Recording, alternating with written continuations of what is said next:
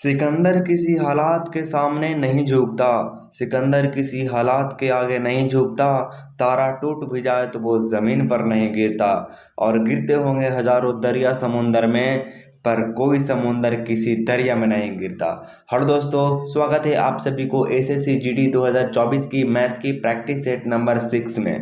तो जैसा कि मैंने आपको बताया कि ये जो प्रैक्टिस सेट नंबर है जो 6 है, इससे पहले हम लोगों ने 5 प्रैक्टिस सेट को अपलोड कर दिया है, जिसकी लिंक जो प्लेलिस्ट का लिंक है वीडियो के नीचे डिस्क्रिप्शन में टॉप में दिया हुआ है। तो जाइए और वहाँ से सारे क्वेश्चन को अटेम्प्ट लीजिए, देखिए अपनी स्कोर को, अपनी अपनी बुद्धिमत्ता को चेक करिए और एसएससी जीडी में का एक वर्दी मतलब कि एक सीट लगभग पक्के करिए। तो चलिए आज के क्वेश्चन नंबर फर्स्ट पर चलते हैं। आज का पहला नंबर क्वेश्चन है, कहता है कि यदि किसी वस्तु का विक्रय मूल्य का छूटा हुआ है। यदि किसी वस्तु का विक्रय मूल्य क्रय मूल्य का 2.1/5 है तो लाभ प्रतिशत बताइए। तो विक्रय मूल्य जो है मतलब विक्रय मूल्य का मतलब आप क्या समझते हैं? आप कहें कि विक्रय मूल्य का मतलब होती है आपकी एसपी होती है। क्या आप इस बात को मानते हैं? तो आपका जो एसपी होती है मतलब कि आपका जो एसपी कह रहा, एसपी जो है वो कहता है कि सीपी का यानी कि क्रय मूल्य का यानी कि सीपी का कितना है।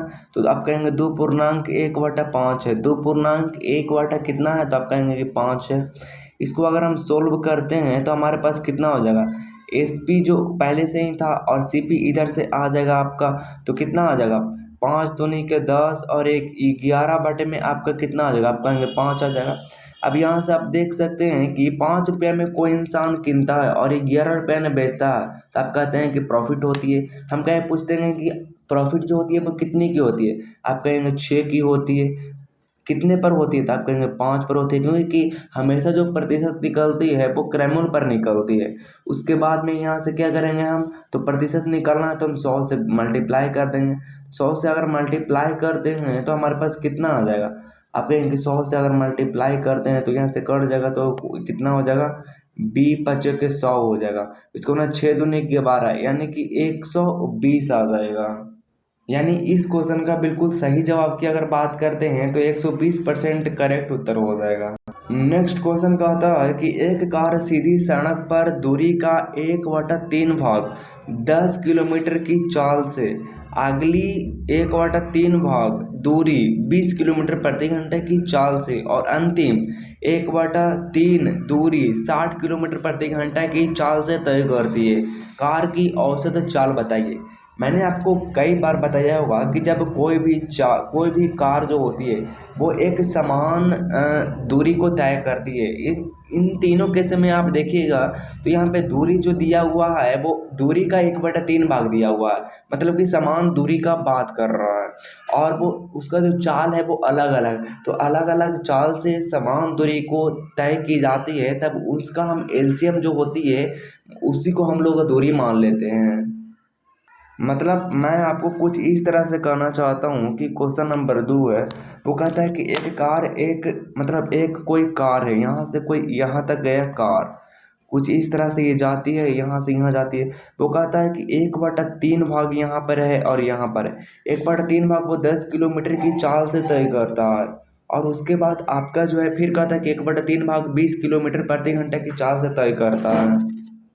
और फिर अगला जो दूरी है वो कहता है 1/3 भाग 60 किलोमीटर की चाल से तय करता है। तो समान दूरी है इसलिए हम उन सबको एलसीएम मान लेंगे। मतलब ये 1/3 भाग है तो इसको ये भी अब वो दूरी तय करता है 10 किलोमीटर की चाल से, और ये भी दूरी जो है वो 20 किलोमीटर की चाल से तय करता है, और सब जो है वो तीनों भाग है और टोटल दूरी जो वो यही है, और ये जो है 60 है। तो सभी को हम एलसीएम निकाल लेते हैं। तो सभी का एलसीएम की बात करते हैं तो ये भी आपका 60 है यहाँ से यहाँ तक, और ये भी आपका 60 है, और ये भी आपका 60 है। तो यहाँ से यहाँ तक के तीनों को मान लेते हैं। अब औसत चाल बराबर क्या जानते हैं आप?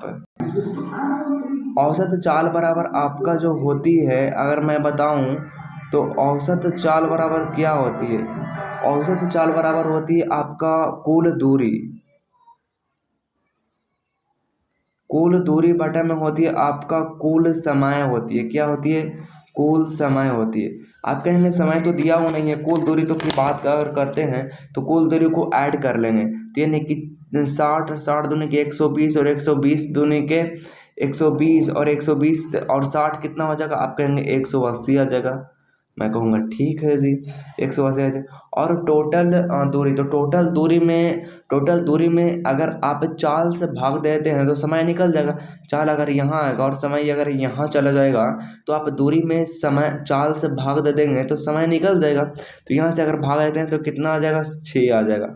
यहाँ से अगर भाग देते हैं तो 3 आएगा, और यहाँ से अगर भाग देते हैं तो 1 आता है। यानी कि 180 तो ऑलरेडी पहले से था, और 6 और 3 9 और 1 कितना हो जाएगा? आप कहेंगे 10 हो जाएगा। 1 शून्य से 1 शून्य, यानी कि 18 किलोमीटर जो आ जाएगा प्रति घंटा आ जाएगा। जो कि इस क्वेश्चन का सही जवाब की बात करते हैं तो 18 किलोमीटर प्रति घंटा, यानी कि option number A is the correct उत्तर हो जाएगा। अगला नंबर क्वेश्चन कहता है कि 12 सेंटीमीटर व्यास वाले अर्धगोले का आयतन ज्ञात कीजिए, जबकि पाई का मान 22/7 है। अर्धगोला का आयतन की अगर हम बात करते हैं तो अर्धगोला का आयतन क्या होती है? आप कहें कि अर्धगोला का जो आयतन होती है वो होती है 2/3 होती है, और होती है πr³ होती है। ये होती है अर्धगोला का आयतन होती है। अब यहाँ पर अगर हम मान धरते हैं तो कितना आ जाएगा? तो मैं कि अर्धगोला का जो आयतन की अगर बात करते हैं तो 2/3 हो जाएगा, और पाई का मान कितना दिया हुआ है? आप कहेंगे 22/7 दिया हुआ है। आर का मान कितना दिया हुआ? तो 12 सेंटीमीटर व्यास वाले अर्धगोला है, तो व्यास का आधा होती है त्रिज्या होती कि नहीं होती है? तो त्रिज्या अगर होती है तो त्रिज्या का आधा होती है, यानी कि 6 हो जाएगा, और गुने में आपका 6 आ जाएगा। यहाँ से अगर हम काटते हैं तो कितना आ जाएगा? आप कहेंगे 3 दूनी के 6 आ जाएगा। अब टोटल को हम गुना करते हैं तो 22 दूनी के 44 होती है, 3 दूनी के 6 होती है, 3 दूनी के 6 होती है, 22 दूनी के 44 है, 44 दूनी के 88। 88 में गुना आप करेंगे 6 छक्का 36 से गुना करेंगे। तो गुना करने का आपको ट्रिक पता होगा, अगर नहीं पता होगा तो सीख लीजिए। दूर वाला को दूर से गुना करते हैं, यानी कि 8 छक्का 48 के 4, 8 छक्का 48 के 8, बाकी हाथ में 4 रहेगा, और उसके बाद में इन दोनों को गुना करता है तो 8 तिया के 24 और 8 छक्का 48, 48 और 24 कितना हो जाएगा? तो भाई 48 और 24 72 हो जाएगा। क्योंकि आप देख लीजिए 48 तो पहले से है ही, और उसमें से 2 और इसमें ऐड कर लेंगे तो 48 और 2 कितना हो जाएगा? तो 48 और 2 आपका हो जाएगा 50 हो जाएगा। 50 से 20 70, और 70 2 72, 72 और 4 76 के 6, बाकी हाथ में कितना हो जाएगा? 7 आ जाएगा। फिर 8 तिया के 24, और 24 और 7 कितना हो जाएगा? आप कहेंगे 31 हो जाएगा। वटा में आपका कितना है? तो आप कहेंगे वटा में आपका जो है वो 7 है। इतना आपका आ जाएगा। यानी इस क्वेश्चन का बिल्कुल सही जवाब की बात करते हैं तो 3168 वटा में 3 सेंटीमीटर क्यूब आ जाएगा। अगला क्वेश्चन कहता है कि अंकित मूल्य पर 12% की छूट देने के बाद एक मोबाइल फोन एक विक्रय मूल्य RS 22,352 है। यदि कोई छूट नहीं दी जाती तो दुकानदार को 25% का लाभ होता। मोबाइल फोन का क्रय मूल्य ज्ञात कीजिए।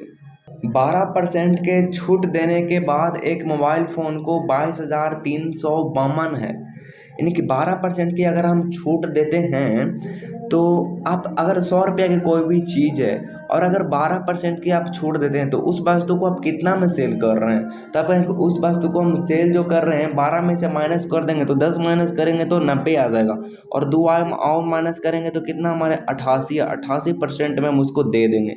और उसके बाद 88% के मान वो कह रहा है कि विक्रय मूल्य हम इतना रुपये में देते हैं, यानी कि 22,352 रुपये में हम उसको दे देते हैं।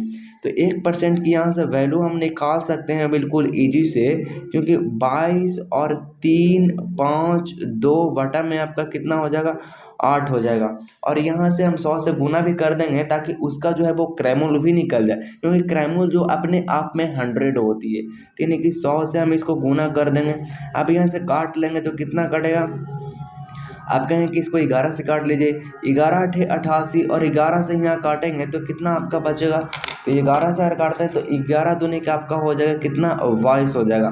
3 उतरेगा 0, 11 तिये के 33 हो जाएगा, फिर 2 उतरेगा तो 11 दूनी के 22 हो जाएगा। आप कहें कि फिर वो कटेगा, फिर कटेगा कितना से? 8 से कटेगा। 8 दूनी के कितना हो जाएगा, 8 दूनी के 16, 4 उतरेगा, 8 बचे के 40, 3 उतरेगा, फिर 8 का 8 16, 8 चौके 32 आ जाएगा। यानी कि टोटल आपका रिजल्ट आएगा वो इतना पर 2 शून्य आएगा। फिर वो इंसान कहता है कि अगर वो छूट नहीं दी जाती तो दुकानदार को 25% प्रॉफिट होता। मतलब कि अगर छूट नहीं दी जाती तो 25% प्रॉफिट होता। अगर 25% प्रॉफिट देते हैं तो आप 100 रुपये के सामान को कितना में बेचते हैं, आप कहेंगे 125 रुपये में बेचते हैं। 125 रुपये के मान जो दिया हुआ है वो 254 रुपया दिया हुआ, 1 2 5 4 0 0 दिया हुआ। आप कहें कि आपका जो है वो कितना चाहिए, तो अब कहता है कि मोबाइल फ़ोन का क्रय मूल्य क्या है, तो क्रय मूल्य आप यहाँ से निकाल लीजिए। क्योंकि अगर मतलब 25 रुपया का प्रॉफिट, 25 रुपये उसको प्रॉफिट हो रहा है तो उसको प्रॉफिट जो है वो प्रॉफिट पर ही सेल करेगा। क्योंकि इतना का जो है वो कितना हो जाएगा आपका क्रय मूल्य है। तो क्रय मूल्य प्रॉफिट किस पे मिलती है, तो प्रॉफिट जो मिलती है हमेशा क्रय मूल्य पर मिलती है। तो यहाँ से परसेंटेज अगर हम निकाल देंगे तो 1 2 5 इक्वल टू आपका कितना हो जाएगा, आप कहें कि 100 हो जाएगा। 5 से काटते हैं या 25 से काटते हैं, जैसा आप चाहें। 25 25 25 से 25 चौके 100 हो जाएगा। 5 से यहाँ से काटते हैं तो 25 के 25 आपका हो जाएगा। फिर 4 उतरेगा, भागा नहीं लगेगा, 5 5 दूनी 10, 5 3 15, 5 8 25 के 40 हो जाएगा, 0 उतरेगा। अगर इससे गुना करते हैं तो कितना आपका हो जाएगा, 0 हो जाएगा। 8 चौके कितना हो जाएगा, तो 8 8 2 16, 8 चौके 8 चौके 32 के 2 बाकी हाथ में, 8 चौक 32 हो जाएगा और 5 चौके 20 हो जाएगा। यानी कि 20 320 आएगा। यानी इस क्वेश्चन का बिल्कुल सही जवाब की अगर हम बात करते हैं तो वो हो जाएगा 20 320, यानी कि option number A is the correct उत्तर हो जाएगा। अगला नंबर क्वेश्चन है, कहता है कि एक बेईमान फुटकर विक्रेता अपनी वस्तुओं को 1 केजी के स्थान पर 800 केजी वजन का उपयोग करके 18% का वो लाभ पर बेच देता है। उसका वास्तविक लाभ प्रतिशत ज्ञात कीजिए। फुटकर विक्रेता की बात हो रहा है, वो 1 केजी की जगह 800 ग्राम वजन उपयोग करता है और उसके बाद 18% का वो प्रॉफिट कमाता है। 18% प्रॉफिट का मतलब आप क्या समझते हैं, इसका मतलब कि 18 बटा कितना हो जाएगा आपका 100 हो जाएगा, परसेंट लगा हुआ था। यहाँ से काट देंगे तो 9 दूनी के 18 हो जाएगा और 50 दूनी के 100 हो जाएगा। इसका मतलब हमसे यहाँ से ये समझ में आ रहा है कि वो 50 रुपये की चीज़ को 59 रुपये में वो सेल कर रहा है। यानी कि वो प्रॉफिट कितना कमा रहा था, आप कहेंगे 9 रुपया वो कमा रहा है। लेकिन वो कहता है कि वो जब बेचता है तब ग्राहक को कितना देता है, आप कहें ग्राहक जो लेता है उसके यहाँ से वो 1000 ग्राम लेता है। लेकिन दुकानदार जो रहता है वो चापलूसी बचाता है और थोड़ी सी अलग टाइप की रहती है, तो वो क्या करता है कि वजन में उसको कम दे देती है। यानी कि 1000 की जगह वो 800 ग्राम दे देती है। तो उससे क्या हो जाती है, 8% प्रॉफिट हो जाते हैं। यहाँ से हम काटा पीटी अगर मचाते हैं तो कुछ इस तरह से हमें रिजल्ट मिलती है। इन दोनों को गुना करते हैं तो 8 बचे कितना हो जाएगा आपका 40 हो जाएगा और ये कितना हो जाएगा। यानी ओवरऑल कहने का मतलब ये है उनका कि 40 रुपये की चीज़ को 59 रुपये में दे रहा है। यानी कि 40 और 10 50, यानी कि 19 रुपया वो प्रॉफिट लेती है। किसके ऊपर लेती है, आप कहेंगे 40 के ऊपर लेती है। हमें निकालना है, उसकी प्रतिशत निकालनी है। इसका मतलब हम 100 से उसको मल्टीप्लाई कर दें। 1 शून्य से 1 शून्य, 2 दूनी के 4 और 5 दूनी के 10, यानी 2 से काटेंगे, 2 से भी नहीं काटते हैं। उसके बाद जो बात आती है वो कहती है कि उसके बाद आती है 95 बटा कितना होगा, 2 होगा। यानी कि ओवरऑल मतलब 47.5 हो जाएगा। यानी इस क्वेश्चन का बिल्कुल सही जवाब की अगर बात करते हैं तो ऑप्शन नंबर डी 47.5 हो जाएगा। अगला क्वेश्चन कहता है कि धारा की दिशा में एक तैराक की चाल 23 किलोमीटर प्रति घंटा है। यदि धारा की विपरीत दिशा में तैराक की चाल 14 किलोमीटर प्रति घंटा है तो धारा की चाल क्या होगी। तो उन दोनों में से अगर आप घटा देते हैं तो आपकी धारा की चाल बिल्कुल आ जाएगा।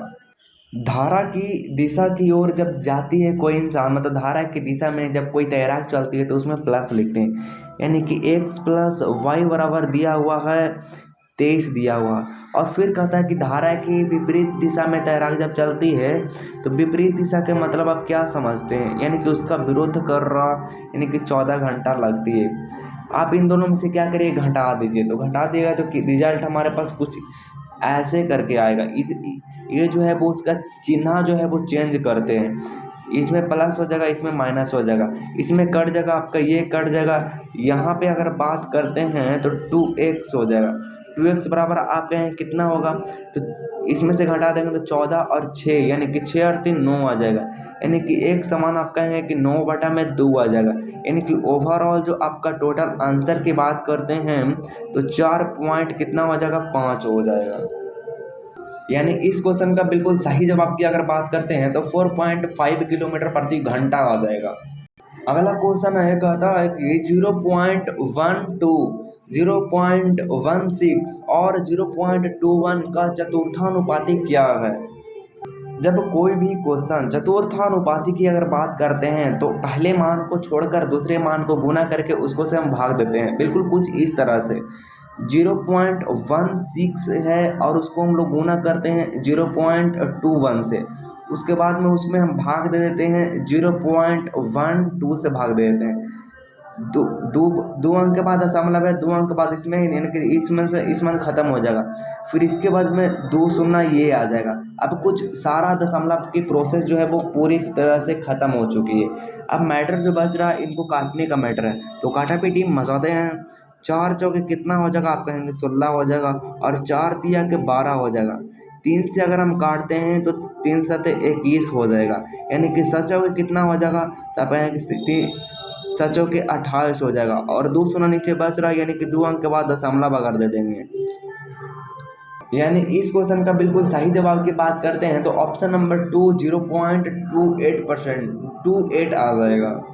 अगला क्वेश्चन कहता है कि एक कक्षा में 75 लड़के और 45 लड़कियां हैं, मतलब कोई एक कक्षा है जिसमें 75 लड़के हैं और 45 लड़कियां हैं। यदि लड़कों का औसत वजन 60 केजी और लड़कों का औसत वजन, मतलब लड़कियों का औसत वजन 40 केजी है, तो पूरी कक्षा का औसत वजन ज्ञात कीजिए।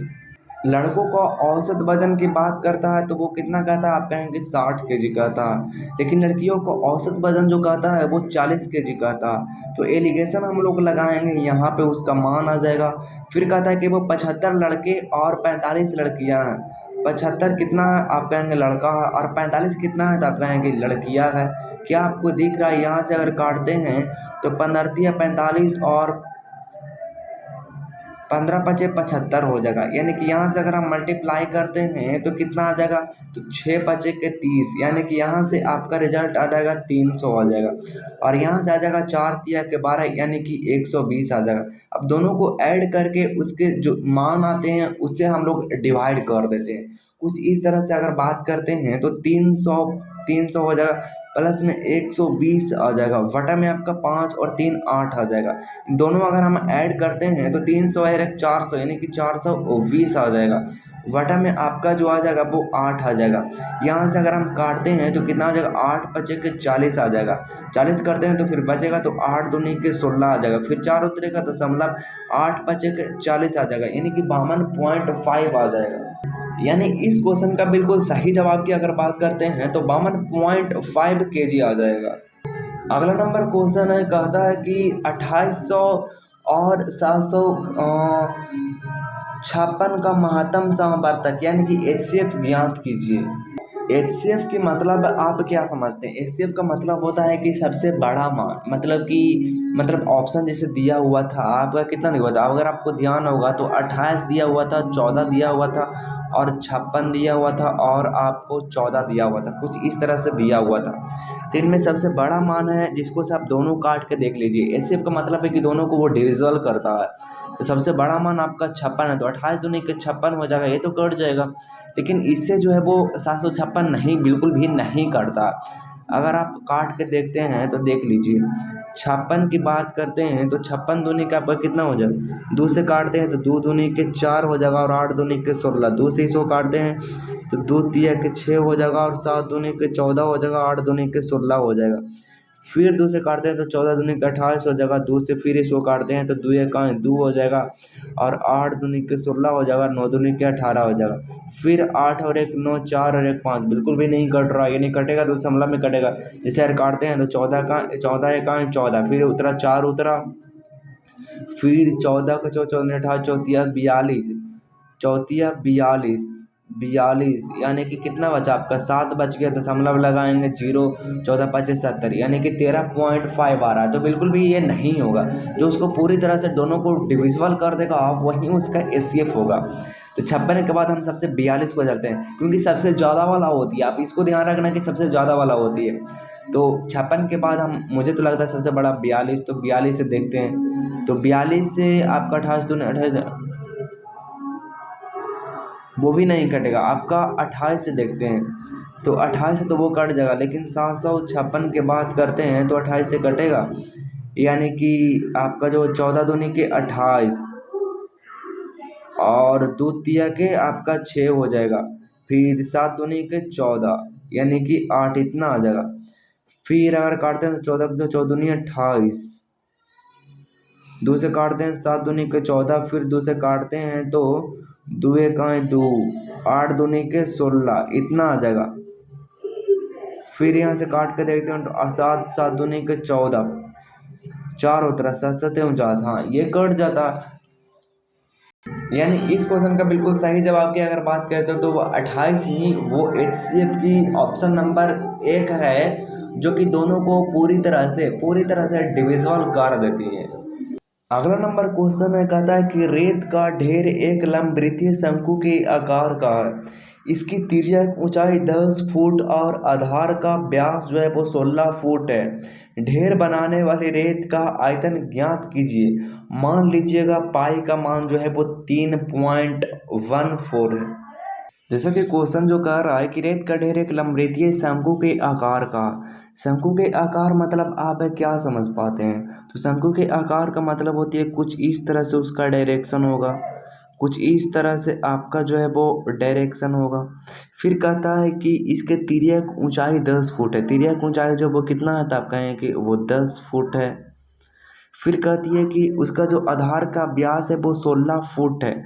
आधार का जो व्यास है वो कितना है, तो आप कहेंगे ये जो है वो उसका 16 फुट है। फिर इसकी जो है वो ऊंचाई बिल्कुल दिया ही नहीं है, लेकिन अगर हम ऊंचाई आधार के व्यास की अगर हम बात करते हैं तो इसमें आपका जो हो जाएगा, त्रिज्या जो होती है वो व्यास की आधा होती है। इसका मतलब ये भी 8 है और ये भी 8 है। और आपने पढ़ा होगा कि कर्ण बराबर होती है कर्ण बराबर होती है लंब स्क्वायर जोड़ा धार स्क्वायर, यानी कि लंब बराबर होती है इतना माइनस में इतना होती है, यानी कि आपका 10 10 को 100 हो जाएगा, माइनस में कितना 8 ना, 8 8 को 64 हो जाएगा, माइनस में कितना बचेगा आप कहेंगे 36 बचेगा। इसका अगर रूट की बात करते हैं तो 6 आ जाएगा, मतलब ये भी मान हमारे पास उपलब्ध है। अब कहता है कि नहीं, ढेर बनाने वाले रेत का आयतन ज्ञात कीजिए। अब शंकु के आयतन कितनी होती है, तो शंकु का आयतन जो होती है 1/3 होती है पाई आर स्क्वायर एच होती है। ये होती है शंकु का आयतन होती है। अब शंकु की आयतन पर हम सेट कर लेते हैं सारे फार्मूला को। 1/3 हमारे पास है ये है, और पाई का मान वो पहले ऑलरेडी बोल चुका है कि आपका पाई का मान जो लेना है वो 22/7 बिल्कुल भी नहीं लेनी है, 3.14 लेनी है। तो 3.14 लेते हैं। उसके बाद में आर का मान, तो आर का मान आपको पता है कि 8 गुना में आपका 8 होती है। एच का मान आपको पता है 6 होती है, तो 6 लिख लेंगे। पूरी तरह से कंप्लीट है, 1/3 है। पाई का मान 3.14 है।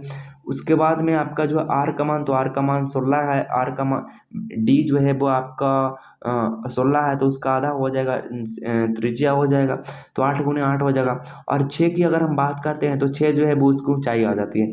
यहाँ से अगर हम काटा पीटी मचाते हैं तो 3 दूनी के 6 हमारे पास आ जाएगा। अगर हम यहाँ से गुना करते हैं तो 8 8 के 64, और 64 दूनी कितना हो जाएगा, तो 6 दूनी के 12, मतलब कि 128 हो जाएगा। 128 को अगर हम 314 से गुना करते हैं तो कितना आ जाएगा, 8 चौ 32 के 2 बाकी हाथ में 3, 4 दिया के 12 और 3 15 के 5 बाकी हाथ में 1, 4 और 1 5, 128, और 8 दिया के 24 के 4 बाकी हाथ में 2, 3 दूनी के 6 और 2 8, और 3 एकम 3 आ जाएगा। फिर यहाँ से 2 आ जाएगा, फिर 8 5 13 के 3 बाकी हाथ में 1, 5 2 7 और 7 4 कितना हो जाएगा, तो मैं 7 4 11 हो जाएगा। 11 1 12 के 2 बाकी अंत में 1, 8 1 9 और 1 10 के 0 बाकी 1 और 3 और 1 4, दशमलव लगेगा आपका 2 अंक के बाद, यानी कि 402.32 आ जाएगा। थोड़ा बहुत इधर उधर हो गया है, हालांकि ऑप्शन नंबर 1 की बात कर रहा है वो, क्योंकि 402 आया है और 401 आया हुआ है, तो लगभग लगभग ठीक है। 92.92 आया है, वो आया है, पॉइंट अलग कुछ आ गया है, तो मेरे ख्याल से लगभग लगभग अराउंड ठीक है, क्योंकि दशमलव में जाती है तो मान जो है वो इधर उधर हो जाती है। तो इस क्वेश्चन का बिल्कुल सही जवाब की अगर बात करते हैं तो option number A is the correct उत्तर हो जाएगा। अगला क्वेश्चन है, कहता है कि दिया गया है कि x की आय का 15% बराबर y की आय का 20% बराबर z की आय का 30% है, उसकी उनकी आय का योग 9,000 है। यदि y अपनी आय से 2200 खर्चा करता है तो y की बचत कितनी है। बोलता है x का 15%, तो x का हम 15% दे देते हैं। उसके बाद में दिया हुआ है बाई की 20%, यानी कि बाई का कितना दिया हुआ है, 20% दिया हुआ है। उसके बाद में कह रहा है जेड का 30%, जेड का कितना है, तो आप कहेंगे कि 30% है। कुछ इस तरह से मामला है। उसके बाद कहता है कि उसकी आय का योग इतना है। अच्छा, आय का योग का मतलब आप क्या समझते हैं कि टोटल का जो, पहले तो आप एलसीएम ले लीजिए, क्योंकि तीनों का दिया हुआ है, उसके दिया हुआ है, आय दिया हुआ है, तो एक्सपेंडिचर होता है जो बिल्कुल उसका मतलब कि अपोजिट होता था, जब रेशियो में रहता है तब होती है ऐसा मामला। लेकिन यहाँ पे परसेंटेज में दिया हुआ है, तो इसको हम क्या करते हैं, सारा के सारा के एलसीएम ले लेते हैं, यानी कि इसका एलसीएम कितना हो जाएगा, तो आप कहें कि 60 हो जाएगा। इसका 60 हो, सारे के 60 हो जाएगा। तो टोटल में से टोटल को अगर हम भाग देते हैं तो 15 चौके 60, 4 आता है 20, 20 तिया के 60, 30 दूनी के 60, टोटल जो आती है वो 4 3 2 आती है। यानी कि टोटल जो उसका जो मतलब कि उसका जो परसेंटेज आती है, टोटल इनकम का परसेंटेज जो आती है वो तो 4 3 7 8 और 1 9 टोटल योग है। लेकिन वो कहता है कि उनकी आय का योग 9,000 है, तो उनकी आय का योग उसको हम कंपेरिजन कर देते हैं, योग से कर देते हैं, यानी कि यहाँ से अगर काटते हैं तो 1 आ जाएगा, यानी कि 1,001 का मान आ गया। वो पूछता तो इन सब का मान कितना हो जाएगा, इन सब का मान 4,000, इसका मान 3,000, इसका मान 2,000 हो जाएगा। अच्छा, उसकी आय का योग इतना है, यदि बाई अपनी आय से इतना परसेंट है तो ये 3,000 है। लेकिन वो कहता है कि बाई बाई अपनी आय से 2200 खर्चा करता, बाई जो है वो अपनी आय से 2200 रुपया खर्चा कर देता। अगर आप 2200 रुपया खर्चा कर देते हैं तो आपके पास कितना बचेगा, तो आप कहेंगे 3,000 में से 2200 खर्चा हो गया तो कितना बचेगा, तब कहेंगे कितना बचेगा, 800 बचेगा, और कितना बचेगा। फिर कहता है आय खर्चा कर देता है तो कितना बचेगा, तो 800 खर्चा कर देते, इसका मतलब कि 200 वो बचता है। क्या जी, 800 खर्चा कर देगा 3,000 में तो 200 बचेगा। यानी बाई की बचत की बात करता है तो 3,000 में से अगर 2200 खर्चा करेगा तो 800 बचता है, यानी कि ऑप्शन नंबर 3 है जो करेक्ट उत्तर आपका हो जाएगा। अगला नंबर क्वेश्चन है, कहता है कि 50% और 40% की क्रमिक दो छूटों के समकक्ष एकल छूट बताइए। इसका रामबाण फार्मूला आपको पता होगा, 50% और 40% की दो क्रमिक अगर छूट देता है तो 50, आप कहेंगे 50 प्लस में आपका 40 छोड़ देता है, माइनस होगा 50 गुने में आपका 40 बटा में आपका हो जाएगा 100 हो जाएगा। एक शून्य से एक शून्य, एक शून्य से एक शून्य, 5 चौके 20 हो जाएगा, यानी कि 50 और 40 कितना हो जाएगा, 90 में से अगर को 20 को घटाएंगे तो आपके पास कितना बचेगा, तो आप कहेंगे कि 70 बचेगा। यानी इस क्वेश्चन का बिल्कुल सही जवाब की अगर बात करते हैं तो 70% is the correct Uttar, option number 2 हो जाएगा। अगला क्वेश्चन है, कहता है कि एक व्यक्ति की मासिक आय 15,400 है थी और उनकी मासिक व्यय 7200 था। उसकी आय में 20% की वृद्धि हो जाती है और उसके व्यय में 5% की वृद्धि हुई। उसकी बचत में प्रतिशत वृद्धि ज्ञात कीजिए। मासिक आय इनकम, इसका मतलब है कि उसका जो इनकम है वो कितना, आप कहें कि उसका इनकम जो है वो 15,400 रुपया है। फिर उसका जो एक्सपेंडिचर जो है वो कितना है, तो आप कहें कि उसका एक्सपेंडिचर है 7200 रुपया है। अगर 15,000 में से अगर 7200 रुपया वो खर्च 15,400 में से अगर वो 7200 रुपया खर्चा कर रहा है तो वो कितना बचेगा, आप कहेंगे जीरो में। उसका जो सेविंग है वो कितना आ रहा है, तो सेविंग जो हो रहा है वो जीरो में से जीरो गया, जीरो जीरो आपका। उसके बाद में 4 में से 2 जाएगा तो कितना बचेगा, 2 बचेगा। और 15 में से 7 जाएगा तो कितना बचेगा, तो 8 7 15, यानी कि 8200 रुपया वो क्या करता है, बचा लेता है। लेकिन कहता है कि उसकी आय में 20% की वृद्धि हो जाती है। इसकी जो आय है वो 20% की वृद्धि हो जाती है। 10% का मान होती है 1540 रुपया होती है, यानी कि 15 दूनी के 30, 3080 रुपया हो जाएगा। 3080 रुपया ये क्या करवाता है, वो वृद्धि के कारण उसकी फालतू इनकम आ जाती है। फिर कहता है कि जब इनकम फालतू आ जाती है तो उसके व्यय में 5% की वृद्धि हो जाती है। उसके व्यय में अगर 5% की वृद्धि हो जाती है तो इसका मान जो है वो 10 हो गया, इसका मान। और 720 का आधा आपका कितना हो जाएगा, तो आप कहेंगे 3 दूनी के 6, यानी कि 350, यानी कि 300 आपका कितना हो जाएगा, तो आप कहेंगे 360 हो जाएगा। अच्छा, फालतू इनकम इतना करता है और फालतू खर्च जो करता है वो इतना खर्चा करता है। इसका मतलब है कि वो बचाता है कितना, तो आप कहें कि 20 बचाता है और 27 बचाता है, यानी कि 27 तो वो 20 रुपया ही बचा पाता है, फालतू इनकम करता है जिसमें करता है। ये किस पे बचाता है, तो आप कहें कि ये जो बचाता है 2720 रुपया वो इसके ऊपर बचाता है। तो 100 के ऊपर वो पूरे पूरे कितना बचाएगा, तो 1 शून्य से 1 शून्य, 1 शून्य से 1 शून्य। अब इसको हम लोग काट लेते हैं तो कितना से कटेगा, 2 से कट, 8 2 10, यानी कि 2 चौके 8 और 1 बचेगा। फिर यहाँ से काटेंगे तो 2 एकम 2 और 2 तिया के 6, यानी कि 6 दूनी के 12 हो जाएगा, 1360 आएगा। 1360 को अगर हम भाग देते हैं तो कितना मरतबे लाएगा, आप यहाँ से नॉर्मल एक भाग दे सकते हैं। कितना मरतबे आपका लाएगा, तो आपका है कि 3 मरतबे लाएगा।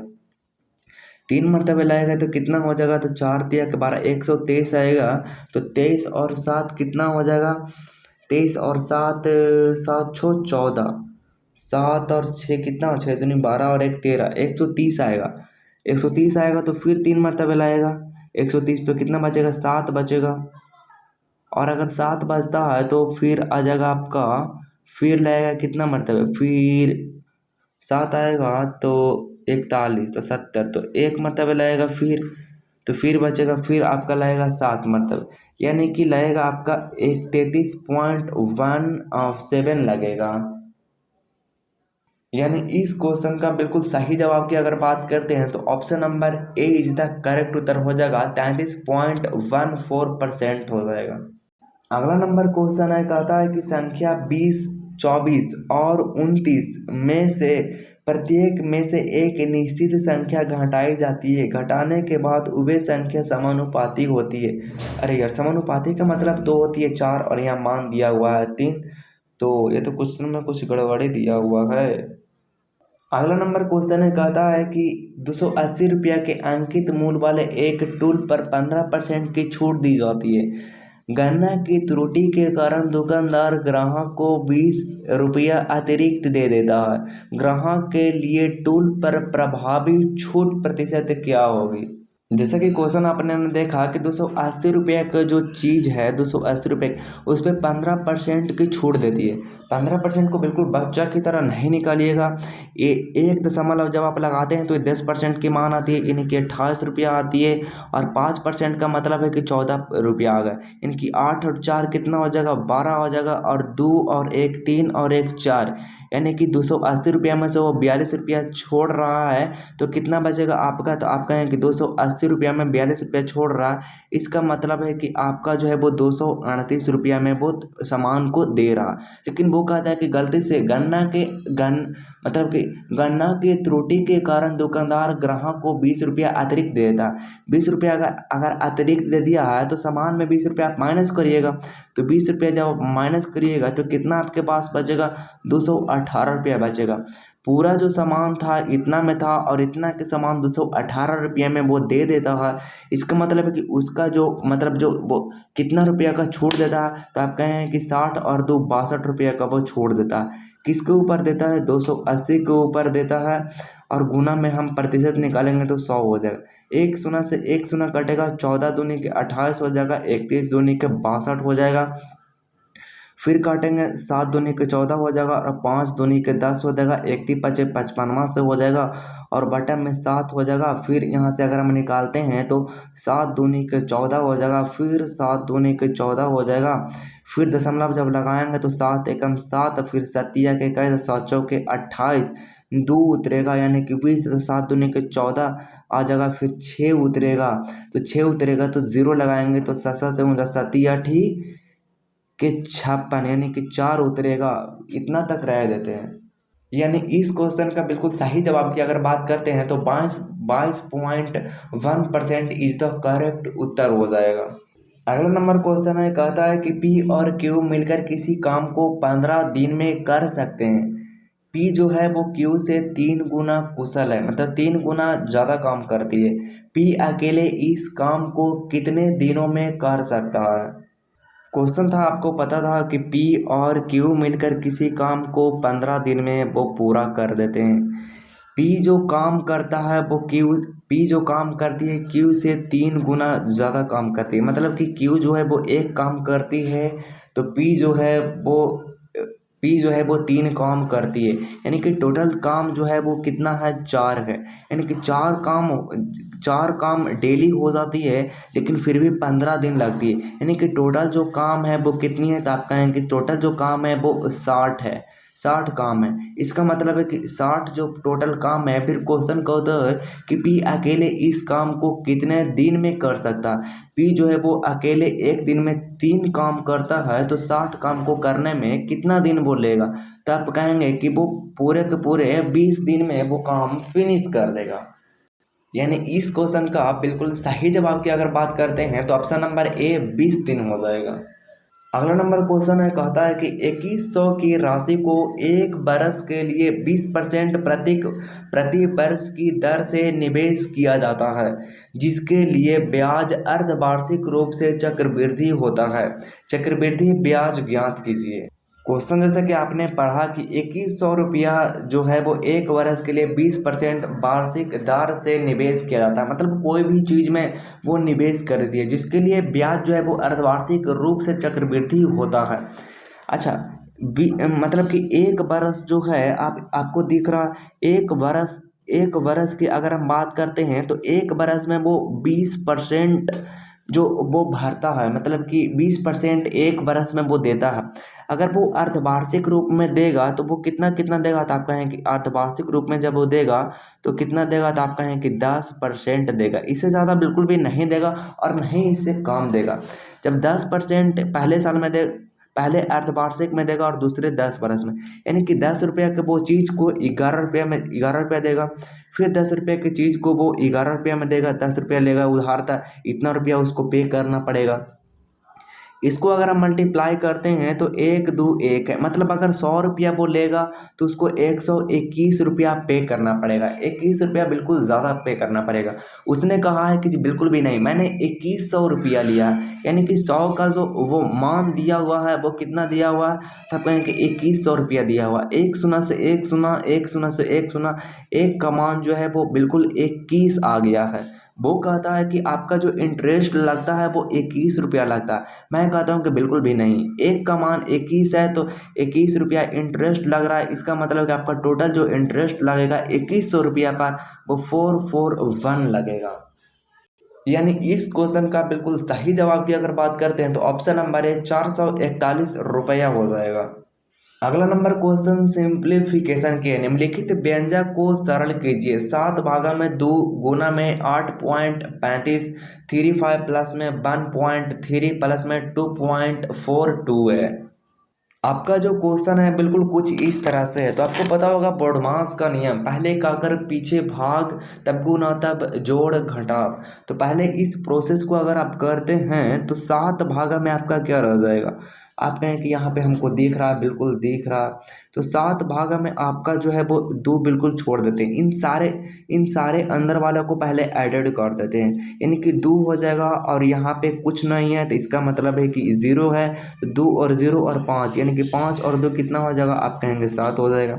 4 और 3 7 और 7 और 3 10, 10 के 0 वाक्य हाथ में बिल्कुल 1 हो जाएगा। 3 और 2 5 हो जाएगा और 5 और 8 कितना हो जाएगा 13 हो जाएगा और 13 और 1 14 हो जाएगा। कुछ इस तरह से हमारा रिजल्ट आ जाएगा। अगर इसको हम गुना में चेंज करते हैं तो कितना हो जाएगा, तो आप कहेंगे 7 बटा में आपका आ जाएगा 2 गुना में, कुछ इस तरह से आ जाएगा। यहाँ से अगर हम काटते हैं तो कितना काट जाएगा, 7 दूनी के 14 हो जाएगा, दो स- दो सतह 14 हो जाएगा। फिर दशमलव हम बैठाएंगे, उसके बाद में जीरो उतरेगा तो जीरो लगाएंगे, फिर 2 तिया के 6 आ जाएगा, एक उतरेगा दशमलव है 0, 2 पचे के 10 हो जाएगा। इसको अगर हम 7 से गुना करते हैं तो 7 पचे के 35, 7 पचे के कितना हो जाएगा, तो आप कहेंगे 7 पचे के 35 के 5 वाक्य हाथ में 3 और 7 या के 21 और 21 22 23 24 के 4 वाक्य हाथ में 2। इसको जो गुना करेंगे तो 0 आ जाएगा, यानी कि 2 आपका हो जाएगा और 7 49 हो जाएगा। दशमलव 3 अंक के बाद 3 अंक के बाद बिल्कुल भी इसको बैठा देंगे। लेकिन हमारा जो है वो आंसर तक बिल्कुल नहीं पहुंच रहा है, आंसर तक नहीं पहुंच रहे, इसका मतलब कहीं ना कहीं हम लोग गलत कर देते हैं। चलिए इसको फिर से दोबारा करते हैं। सबसे पहले 7 भागा में 2 है, इसको अगर हम गुना में करते हैं तो हमारे पास रिजल्ट जो आ जाएगा वो 7 वटा में आपका आ जाएगा 2 आ जाएगा, क्योंकि 1 वटा 2 आ जाएगा, गुना में बदल जाएगा तो ऊपर गुना हो जाएगा। बिल्कुल इसको जोड़ लेते हैं स्थिर से, तो 5 और 2 कितना हो जाएगा, आप कहेंगे 7 तो होगा। 4 और 3 7 और 7 और 3 10 के 0 बाकी हाथ में 1 हो जाएगा। उसके बाद में आपका हो जाएगा 2 और 2, दिख रहा है आपको, 2 और 2 और 1 3 और 3 और 3 और 8 8 9 10 11 और 1 12 आ जाएगा।